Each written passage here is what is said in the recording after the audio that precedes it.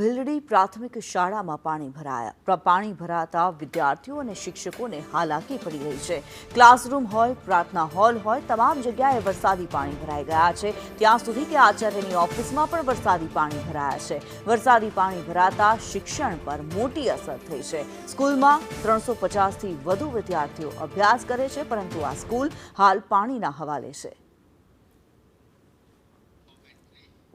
આ એક્સક્લુઝિવ દ્રશ્યો અત્યારે અમે આપને બતાવી રહ્યા છે। ડીસાના આ દ્રશ્યો છે, ભીલડીના આ દ્રશ્યો કે જ્યાં શાળા આખી પાણીમાં ગરકાવ થયેલી જોવા મળી રહી છે। ક્લાસરૂમ હોય કે પ્રાર્થના હોલ હોય, તમામ જગ્યાએ અત્યારે પાણી જ પાણી જોવા મળી રહ્યું છે। લગભગ 350 જેટલા વિદ્યાર્થીઓ આ શાળાની અંદર અભ્યાસ કરે છે, પરંતુ અત્યારે અભ્યાસ કાર્ય કરાવવું પણ ખૂબ જ મુશ્કેલ છે। સૌથી મોટી સમસ્યા એ છે કે બાળકોને બેસાડવા ક્યાં, જ્યાં ચારે તરફ પાણી જ પાણી જોવા મળી રહ્યું છે, ત્યાં અત્યારે આ શાળા ચાલુ પણ કેવી રીતે કરવી તે સૌથી મોટો સવાલ છે। ભીલડી પ્રાથમિક શાળાના દ્રશ્યો અમે આપને બતાવી રહ્યા છીએ। ઘૂંટણ સમા પાણી જે ભરાયેલા છે શાળાની અંદર। શાળાનું પ્રાંગણ હોય, પરિસર હોય કે પછી શાળાના ઓરડાઓ હોય, આચાર્યની ઓફિસ પણ પાણીમાં ગરકાવ થયેલી જોવા મળી રહી છે। ડીસાના ભીલડીના આ દ્રશ્યો કે જ્યાં પ્રાથમિક શાળા પાણી થઈ ગઈ છે। આ દ્રશ્યોમાં અમે આપને બતાવી રહ્યા છીએ। એક્સક્લુઝિવ દ્રશ્યો છે, ગ્રાઉન્ડ ઝીરો પરના આ દ્રશ્યો અત્યારે અમે આપને બતાવી રહ્યા છે। જમીન પર જે અત્યારે પાણી ભરાયેલા જોવા મળી રહ્યા છે, શાળાની અંદર પાણી છે।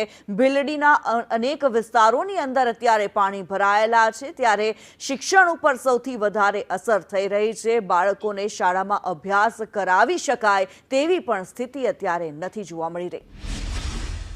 જુઓ તો આજે વરસાદી પાણી ભરાઈ જવાથી સ્કૂલનું કાર્ય તમામ બંધ છે, અને સરકારશ્રીને નમ્ર વિનંતી કરું છું કે વારંવાર ભલામણ કરવા છતાં અહીંયા કંઈક ને કંઈક ખોટ પડતી હોય એવું લાગી રહ્યું છે। પણ બાળકોના હિત સામે જોઈ અને તાત્કાલિક આનો નિર્ણય લેવામાં આવે એવું ભૂપેન્દ્ર પટેલ સુધી આ વિડીયો પહોંચતો થાય એવી મારી ઉગ્ર માંગ છે, અને ગામના લોકોની પણ ઉગ્ર માંગ છે।